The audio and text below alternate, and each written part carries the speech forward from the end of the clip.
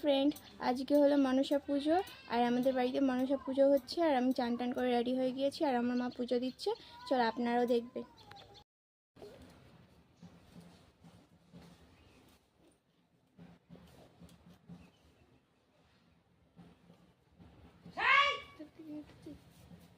ভিতর থেকে